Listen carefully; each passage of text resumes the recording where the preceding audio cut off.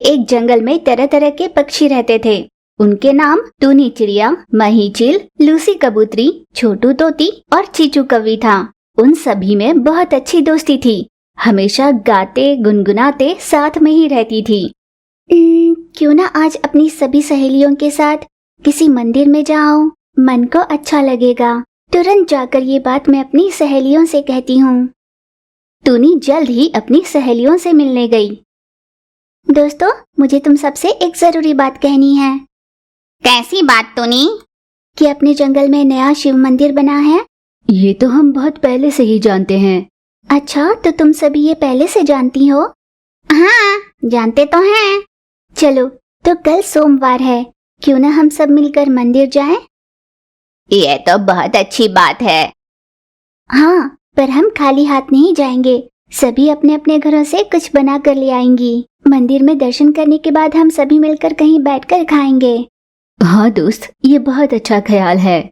इस तरह सभी सहेलियों ने मिलकर अगले दिन मंदिर जाने का तय किया। फिर अगले दिन सभी सहेलियां मंदिर जाने के लिए निकल पड़ी। आहा, इस मंदिर में कितना सुकून है। बहुत अच्छा लग रहा है। चलो जल्दी से चलकर शिव जी के दर्शन करते हैं। फिर सभी सहेलियों ने भगवान के दर्शन कर लिए। लूसी, दर्शन करके अच्छा लग रहा है ना? हाँ टूनी, बहुत अच्छा लग रहा है। अपने जंगल में बना ये शिव मंदिर बहुत ही सुंदर है। वो सब तो ठीक है, पर कल मैंने तुम सबसे एक बात कही थी, क्या तुम्हें वो याद है? हाँ बिल्कुल याद है। तुम वन भोजन की ही तो बात कर रही हो, है ना? हाँ। चलो सभी अपने साथ लाया हुआ आहार बाहर निकालो। मैं सबके लिए बेर लेकर आई हूँ। अरे बेर? तुम सिर्फ बेर लेकर आई हो, क्या तुम्हें और कुछ नहीं मिला? हाँ चीचू, मेरे पास तो इतने ही पैसे थे जिससे मैं बेर ला सकती। मैं तो अमरूद लेकर आई हूँ। छोटू, अमरूद का नाम सुनकर मुंह में पानी आ रहा होगा ना? हाँ लूसी। मेरे मुंह से तो पानी नहीं आ रहा। मैं जो नाम लूंगी उससे तुम्हारे मुंह में पानी जरूर आएगा। ऐसी क्या चीज है? मैं गर्मा गर्म भुट्टा लेकर आई हूँ। ओ बस इतनी सी बात। मुझे तो लगा था तुम कोई खास चीज लेकर आई होगी। मेरे मुंह से तो पानी नहीं आया। मैं तो केले लेकर आई हूँ। क्या हुआ है तुम सबको? ऐसी चीजें क्यों लेकर आए हो? क्या हुआ चीचू? क्या तुम्हें ये अच्छा नहीं लगा? नहीं तो, मैंने कभी ऐसी सस्ती चीजें खाई नहीं है। क्या कहा? सस्ती? तुम्हें ये चीजें सस्ती लग रही हैं?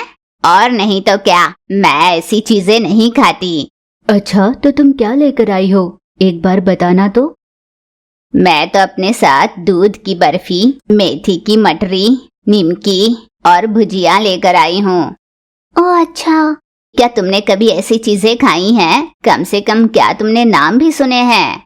चीचू, तुम ऐसी बातें क्यों कर रही हो? हम इनके नाम जानते हैं और हमने ये खाए भी हैं। रोज नहीं खाते, त्योहारों में जरूर बनाकर खाते हैं। हमारे घर पर तो ऐसी चीजें हर रोज बनती है। वैसे भी तुम जैसे गरीबों की इतनी हैसियत नहीं होती। चीचू, जबान संभाल कर बात करो। तुम जैसों के साथ तो ऐसे ही बात करते हैं। चीचू, माहौल खराब क्यों कर रही हो? मैं कोई माहौल खराब नहीं कर रही, तुम्हारी हैसियत बता रही हूँ। वैसे भी मुझे तुम्हारे साथ अपना समय बर्बाद नहीं करना। यूं अपनी सहेलियों से बहस कर चीचू कभी वहाँ से चली गई। मैंने सपने में भी नहीं सोचा था कि चीचू हमारे साथ ऐसा बर्ताव करेगी। चीचू को उसके पैसों का बहुत घमंड हो रहा है।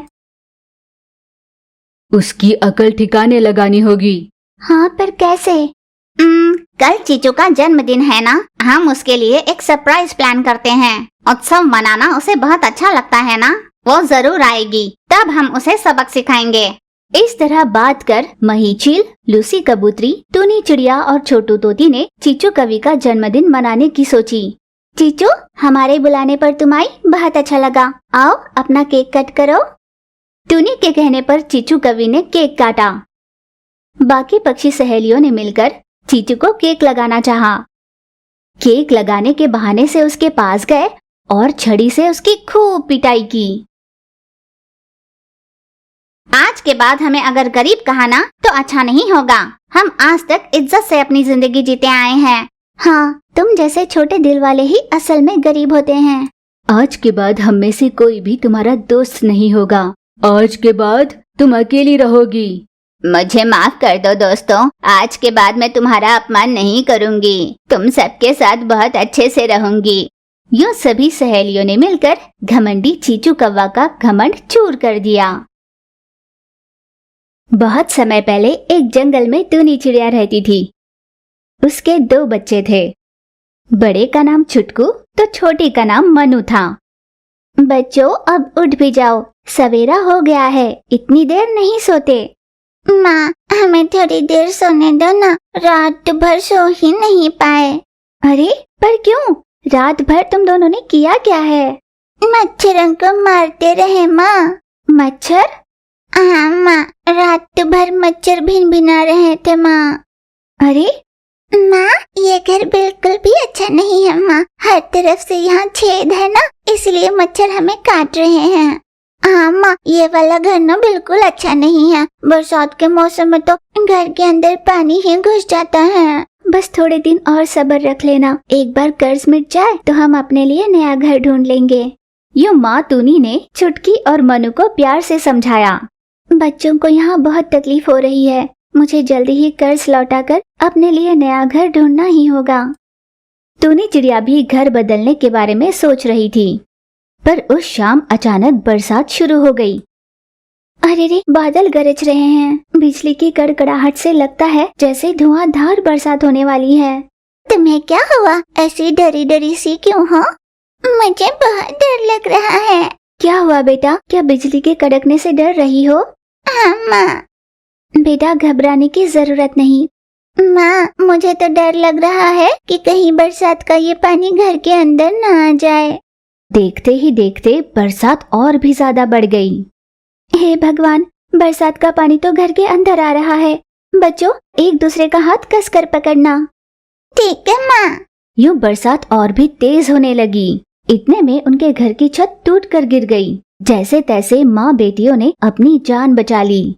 माँ, वो तो अपनी किस्मत अच्छी थी जो हम बाल बाल बच गए, वरना ना जाने हमारा क्या होता। हाँ, भगवान की दया से कुछ नहीं हुआ। माँ, तो अब हम क्या करें? मेरी सहेली चीचू कवि है ना, उसने कई बार ऐसी मुश्किल घड़ी में मेरी मदद की है। हम उसी के पास चलते हैं। चीचू कवि से मदद लेने उसके घर चली गई।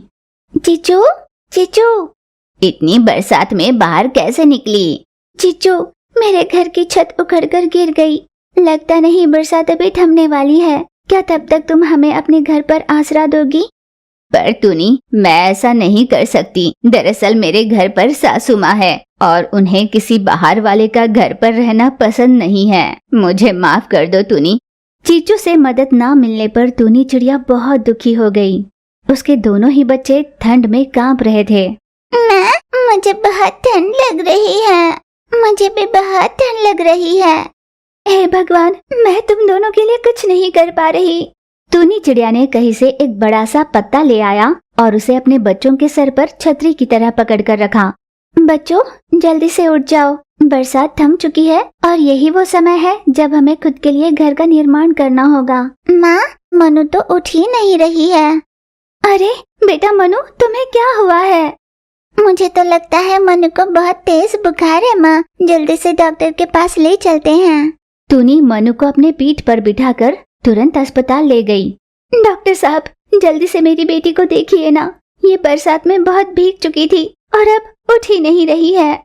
देखकर लगता है जैसे ये बहुत गरीब परिवार से हैं। बिना एडवांस लिए अगर मैं इलाज कर दूंगा तो ना जाने मुझे पैसे मिलेंगे भी या नहीं। देखिए, आपको पहले यहाँ की फीस भरनी होगी, उसके बाद ही मैं इलाज कर पाऊंगा। ऐसा मत कहिए ना, आप पहले इलाज तो करिए ना। बिना पैसों के मैं ट्रीटमेंट स्टार्ट नहीं कर सकता। यूं मही डॉक्टर उनसे बहस करने लगा। तभी वहाँ पर उसी अस्पताल की दूसरी डॉक्टर छोटू तोती आई। आपके लिए किसी की जान से ज्यादा पैसे मायने रखते हैं। आप मेरे साथ चलिए, मैं आपके बच्चे का इलाज करती हूँ। छोटू तोती ने मनु का इलाज करना शुरू किया। अरे, ये तो मर चुकी हैं। क्या? मनु, तुम हमें छोड़कर चली गई। मुझे माफ कर दीजिए, मैं आपकी बेटी को बचा नहीं पाई। उनके पास रहने की कोई जगह नहीं थी इसीलिए वे दोनों बरसात में फिर से भीगते हुए खड़े हो गए। आपको इस तरह बरसात में भीगना नहीं चाहिए। इसी वजह से तो आपने अपनी बेटी को खोया। आप हमेशा के लिए मेरे घर पर रह सकते हो। यूं छोटू तोती ने बेसहारा टूनी चिड़िया और छुटकू को आसरा दिया।